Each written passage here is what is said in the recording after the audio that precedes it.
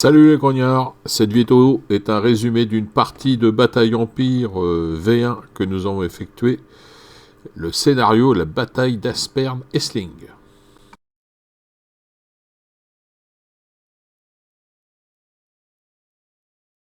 Alors on commence par l'armée autrichienne, donc une armée de 301 points, contenant 20 unités.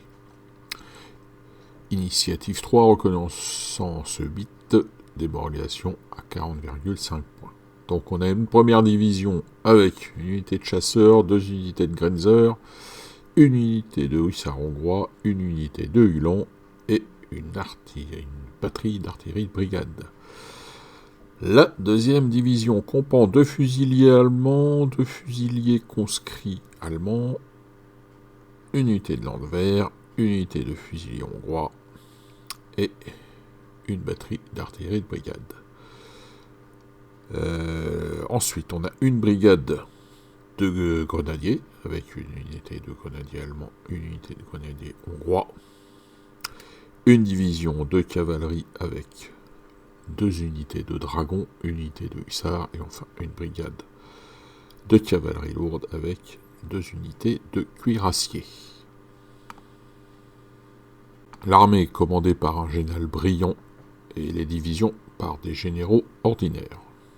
Alors, on passe aux Français. Donc, une armée à 259 points, composée de 14 unités. Initiative 3, reconnaissance 4, démoralisation à 29,5 points. Donc, on a une première division commandée par un général compétent, avec une unité de légers vétérans, une unité de fusiliers vétérans, 2 unités de fusiliers et une batterie d'artillerie de 6 livres. Deuxième division commandée aussi par un général compétent, avec, même modèle, une unité de légers vétérans, une unité de fusiliers vétérans, 2 unités de fusiliers et une batterie d'artillerie de 6 livres. Ensuite, on a une brigade de cavalerie légère commandée par un général Briand, avec une unité de hussards vétérans, une unité de chasseurs. Et pour finir, une brigade de cavalerie avec un général compétent qui commande donc 2 unités de cuirassiers vétérans. L'armée est commandée par un général Briand. Petit panoramique du champ de bataille. Donc là, nous avons le village d'Aspern, occupé déjà par les Français. Ensuite, la ligne de déploiement des Autrichiens. Là, le village d'Essling, pareil, occupé par les Français. Et là, nous avons en face les troupes autrichiennes. La cavalerie française, donc, qui arrive, elle a passé le pont.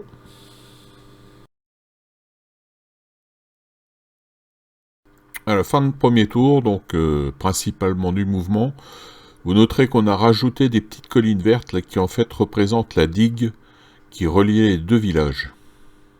On avait oublié au début de la mettre. Donc, vous voyez là, principalement que du mouvement. Les Autrichiens se lancent à l'assaut des lignes françaises. La cavalerie française s'est déjà déployée au centre. Alors, fin de deuxième tour. Donc là, les choses sérieuses ont commencé. Donc déjà, sur Aspern, les Français ont quand même subi des pertes sur les troupes qu'occupe Aspern. Ils se sont positionnés donc le long du village d'Aspern avec la cavalerie. Une unité d'infanterie légère s'est formée en carré sous la menace de la cavalerie autrichienne. Là, on a 2 régiments de cuir autrichiens qui se préparent à charger. Du côté d'Essling, les Français pour l'instant tiennent bon. Ils ont commencé à essayer de boucher les trous. Il y a eu des échanges de feu principalement dans ce tour. Il n'y a pas eu de charge. Alors là, nous sommes fin troisième tour. Donc on voit qu'à Aspern, la moitié du village a été évacuée par les Français. Sur Essling, ils ont repoussé les attaques autrichiennes. Bon, pour l'instant, c'est principalement de l'échange de feu.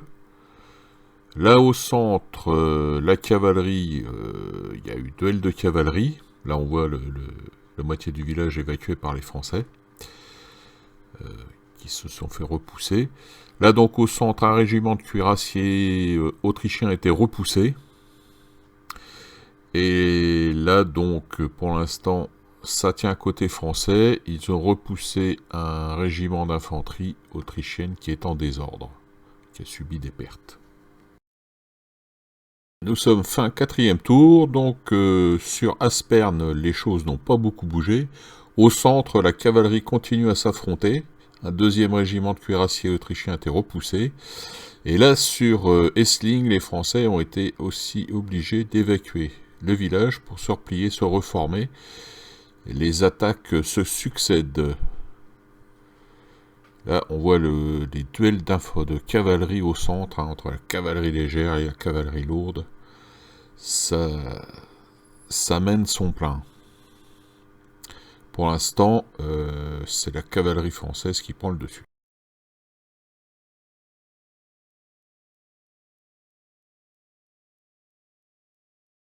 Voilà, fin du 5e tour et fin de la partie.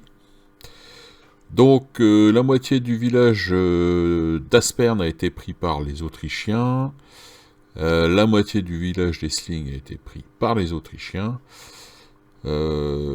Par contre, les Français qui sont reculés et se sont un peu reformés.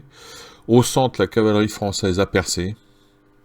Elle va maintenant menacer, les deux régiments de cuirassiers français vont menacer les arrières autrichiennes. La cavalerie autrichienne est en désordre, donc elle va subir. Si on avait continué, elle aurait subi. Là, sur Essling, il y a quand même les régiments autrichiens qui ont reculé en désordre. Là, on voit un peu le centre, c'est un peu mal filmé. Voilà. Là, donc, les villages sont contestés.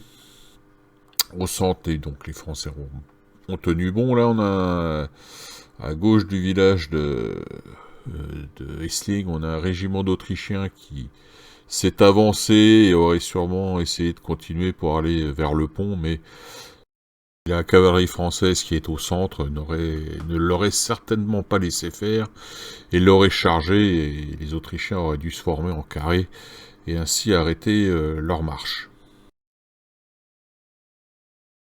Allez, monsieur, tabou rougirez de vous voir ici. Vous avez manœuvré comme une huître. Voilà, donc on finit sur une victoire marginale des Français, qui certes n'ont pas réussi à tenir entièrement les villages, puisque la moitié des villages d'Aspern et d'Essling sont contestés par les Autrichiens. Mais il fallait pour eux tenir la route qui emmène vers le pont et vers l'île Lobo, et c'est mission accomplie.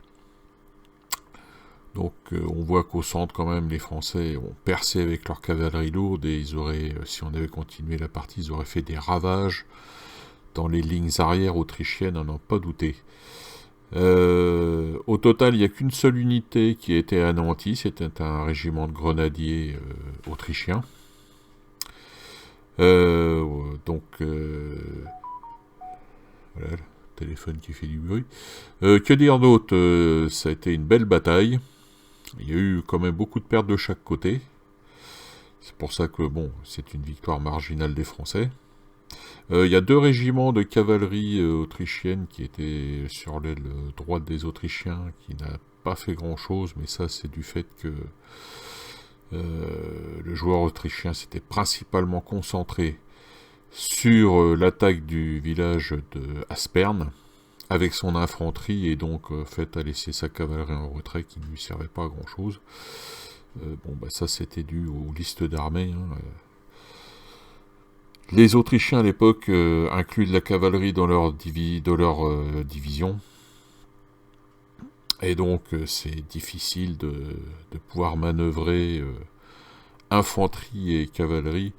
Et comme la cavalerie sert strictement à rien dans l'attaque des villages, il l'avait laissé en retrait. Voilà donc les grognards, fin de cette petite résumé de cette bataille. Je vous souhaite à tous bon jeu et bonne peinture. On se retrouve bientôt pour une nouvelle vidéo.